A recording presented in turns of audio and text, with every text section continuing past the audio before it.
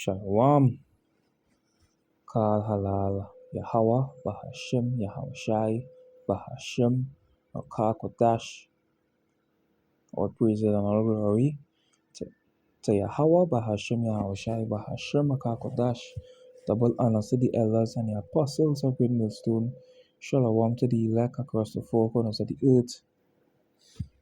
This lesson will be about, these dogs, alright, returning unto their own vomit. Okay, these men who left. Also, I'll be going into being firm and standing their ground on this truth, and reading about different examples. But on the whole, we will see how the very Spirit will lead it to. But this is why we'll be starting off the lesson with. This is Proverbs chapter 26, verse 11. As a dog returneth to his vomit, so a fool returneth to his folly. And individuals who come into this truth, right, you know that the Lord pull us out of our folly, all right? We put off that old man, which that old man was all about folly, and we become a new creature in the Lord. But once you become a new creature in the Lord and you walk in the path of righteousness and you do what's pleasing in the eyes of the Lord, once you depart from that path and you go backwards, you are now going back to the foolishness that you were once a part of. And that's you being that dog returning to your own folly. All right? Returning into your own vomit. Okay? What did the Apostle Paul said? I count all things but dung that I may win the Lord. But you returning into that dung. You returning into your bullshit. All you people who follow the truth and ending up teaching different doctrines or ending up completely bugging out and going back into the world, all your men is dogs, all right? Because y'all are going back into your old ways, all right? Which is why, we had to fear Yahweh Ba'ashem Yahushai, because we ain't saved yet. We don't know what will be the final outcome. But we know if we continue doing what's pleasing in the eyesight of the Heavenly Father and His only begotten Son, we are going to be saved. So from there, I'm going to go in 2 Timothy.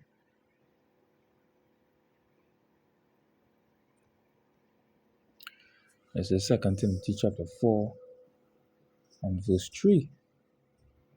It says, For the time will come when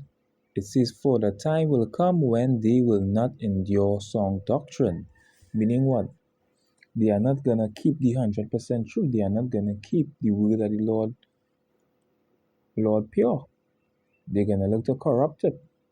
All right? Even if it's a small thing. You understand? Because the scriptures say a little leaven in the whole lump. The word of the Lord is pure and you have to keep it that way. You can't look to add in anything. Okay? You can't look to come and do your own thing. Well, I'm adding this and adding that. No. Keep it pure. You get it pure, you keep it pure. You put in any bullshit in that, that not a part of the script. Alright? That's not a part of the ingredient. We don't want that shit in the Lord don't want that shit in the soup.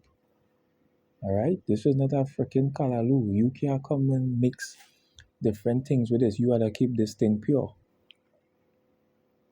So it says, For the time will come when they will not endure sound doctrine, but after their own lust shall they heap to themselves teachers having itching ears. Meaning what? The lust of your heart, you're going to want to hear something but you want to hear it from somebody. You understand? So in other words, okay, you have a demon on you, all right, that you lusting to eat swine's flesh.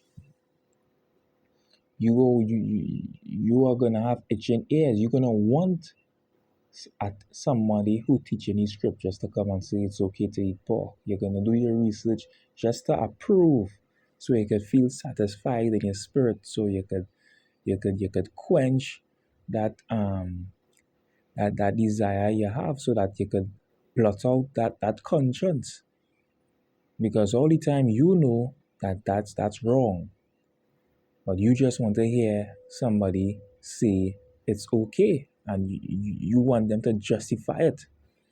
So you have itching ears. That is what you want to hear, right?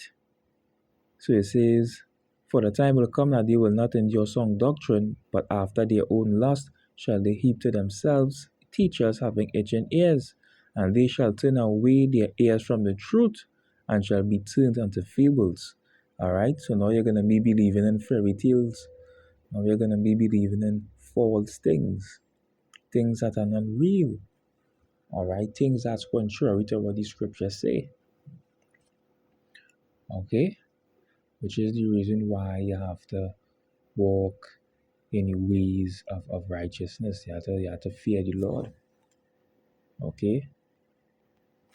So in the video like this, okay, who in endure song doctrine, they ain't gonna be saved, because you have to endure unto the end. You understand? They come like the seed that Yahweh speak of, that enjoyed for a while. You understand? You can't endure for a while, you have to endure unto the end. You know? So from there, let me go in the book of 1 Corinthians,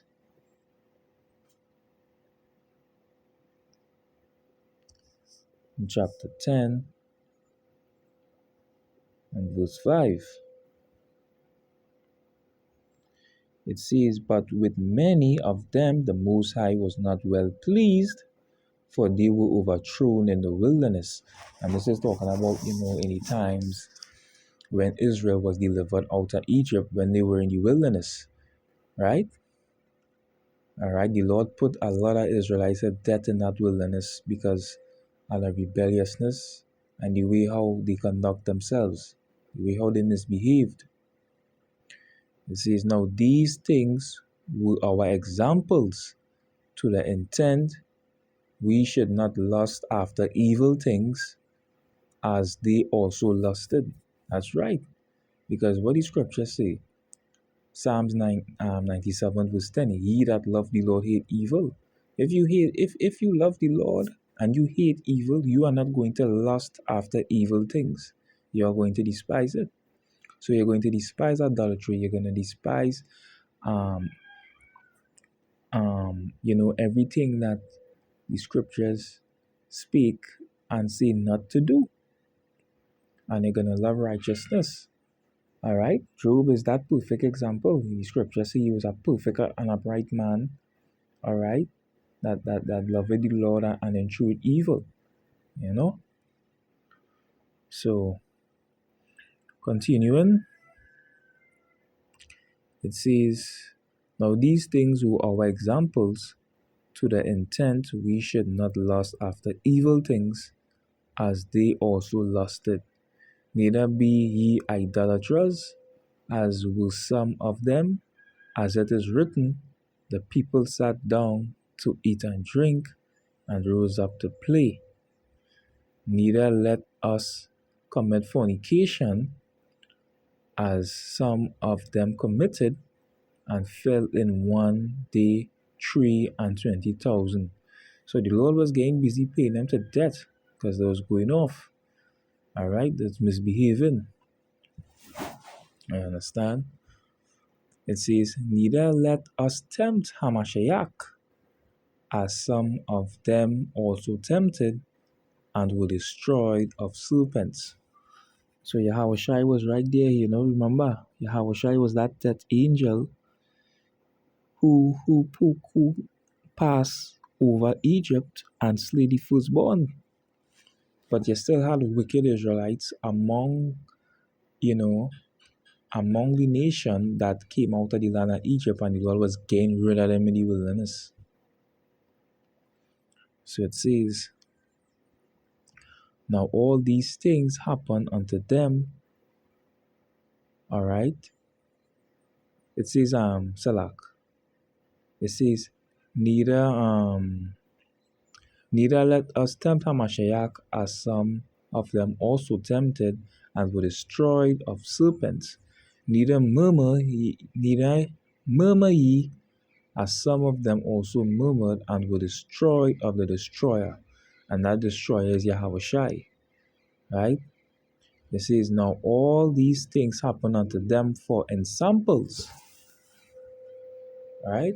It says, and they were written for our admonition, upon whom the ends of the world came. And that word admonition means to warn, all right? A rebuke, all right? It says, wherefore let him that thinketh he standeth take heed lest he fall, all right?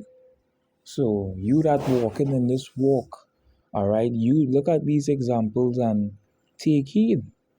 All right, lest you fall. Did you know the scripture say in Timothy, take heed unto yourself and unto the doctrine, to continue in them? For in doing this thou shalt save what? Both thyself and them that hear thee. All right.